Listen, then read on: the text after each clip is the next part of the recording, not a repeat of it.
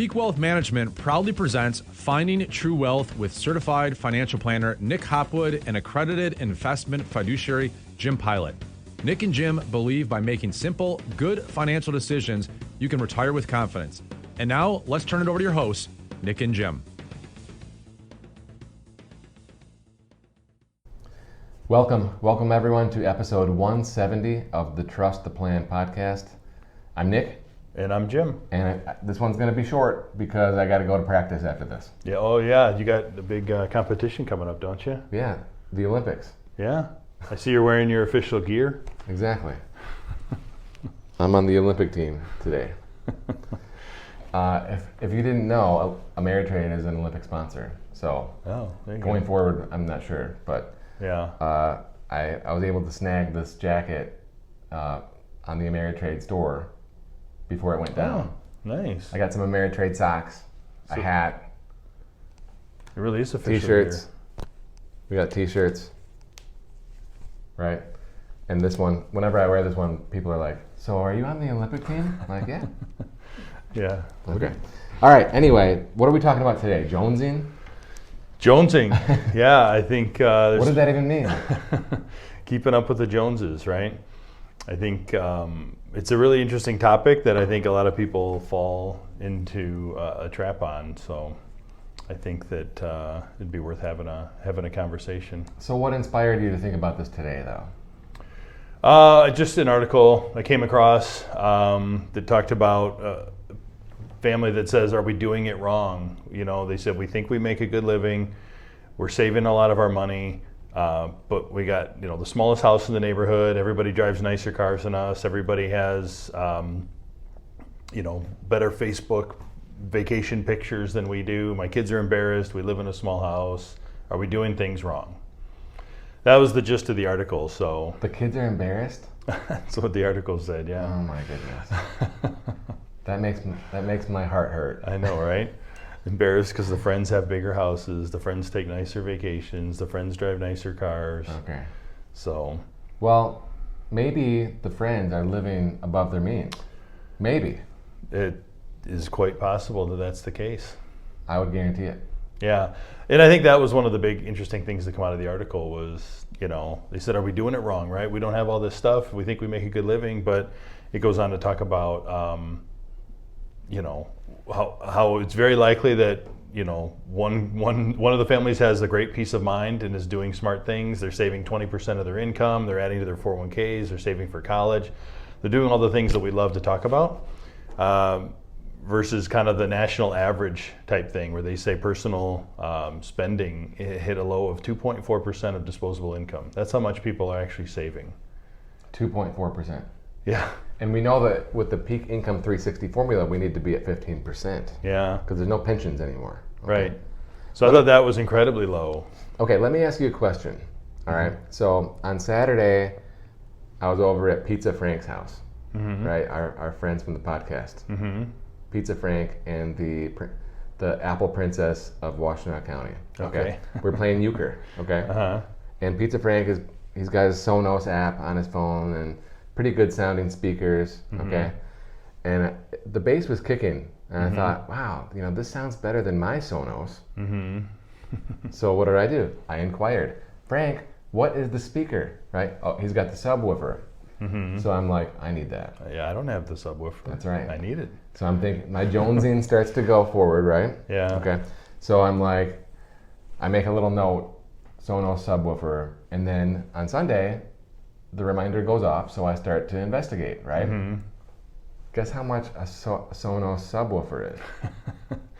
Oh man, who knows? $500? $800. $800. Wow. Yeah, $800. So what do? You order one? Nope. Oh. Nope, I did not order it. Did you? You resisted? Yeah, because I fell into the saver mindset of I want that peace of mind. Right. Right?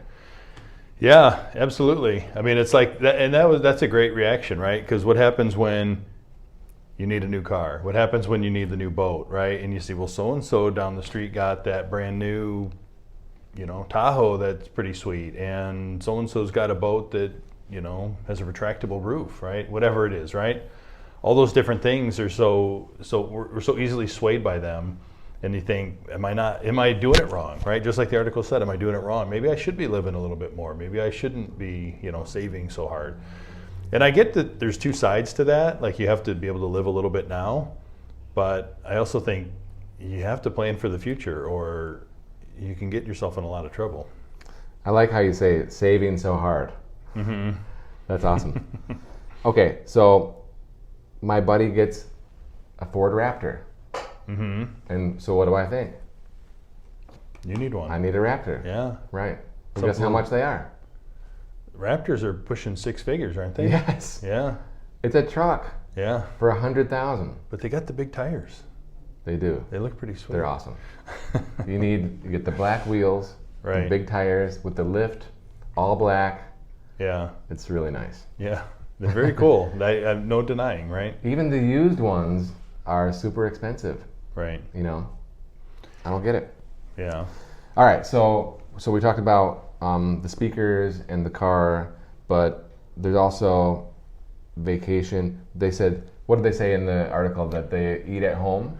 Everyone else is eating out? Yeah, they cook a lot of meals at home and, take more of probably what you call a staycation for vacation instead of a trip to Disney. The article says a trip to Disney for a family of four easily runs you almost $7,000, and I've seen things recently that say it's even more than that. By the time you get down there, and the tickets are incredibly expensive, and the hotels and everything costs, and I was thinking 10,000 in my yeah. head. Okay, so eating. Here's another example. Okay, went to Costco. Mm-hmm. I was looking for some prime ribeye. For some reason, there's no prime ribeye. Mm-hmm. I guess it's chain. Maybe it's supply chain. It's out of season. Supply chain. So guess what I come across? Lobster. Right? And I'm looking at this lobster, and it was looking pretty good, and it was like the same price of the prime ribeye. Mm-hmm. And so it was like $40 for 4 tails. And I thought to myself, if you get lobster at the restaurant, it's like $50. Right? Maybe more. Right. Well, this is $40, and it will feed the whole family. Right. Even the kids get the lobster. Mm-hmm. So I made that for lunch yesterday. Mm-hmm. Made the lobster. Oh, there you go. Everyone loved it. And it was like, I never would have done that at the restaurant. That'd be like, hundreds of dollars. A fraction of the cost. Yeah. It was $40. Okay. So there's nothing wrong with eating in and, not having the truck and not having the speaker. Right. There's nothing wrong with that. Right. But if you live your life worrying about what everybody else is doing and trying to keep up, it's in between the ears. Yeah. Okay. That's really a recipe for disaster. If this is bugging you, go talk to Dr. John. Yeah. Okay. That's all I can tell you. Right. Dr. John's a talk therapist. Yeah. He can help you. He would be a great one. We can just say, do this, this, and this. It's up to you to do it, though. Mm-hmm. Right? Right. But let me also say this, okay? Here's how I often think about this for my personal money is I can have this Sonos subwoofer. Is it going to, if I spend the $800, is it going to affect my financial goals, which is saving for retirement right now, putting money in college, having a surplus, right? All these things that we want. And the answer is no. I don't think it would affect any of these long range plans. Mm-hmm. So then, if the long range plan is healthy, why can't we do the splurge here or there? Mm-hmm. Right? Yeah. What's the problem with that? I think you said it perfectly, right? Because when we talk to clients about it, we don't care how you spend your money, right? If you're meeting the goals that we have laid out to live and plan for retirement successfully, anything above and beyond that can be spent wherever and can be splurged. I think the trap that most people fall into is trying to keep up with everybody else, and maybe their goals aren't being met, right? Yeah. And that's why we do financial planning, right? To say, here we are today, here's where we want to get to, what do we have to do? And if we can confidently do those things and know that we're going to be in good shape, then yeah, that's your live today money, right? Take some of that and live today. You don't have to say, some people get caught in the rut of the opposite and say, I have to save every dime I possibly can. I'm going to live, as frugal as possible and save as much as I can. Well, that's where maybe we say we've gone too far the other way, right? We have to find that balance. Yeah, the pendulum has to be in the middle to reach that equilibrium. Right. But I think bringing it back to the financial plan, like you said, is the right way to do it. And to say, just to know that you're on the right track, and then you're okay.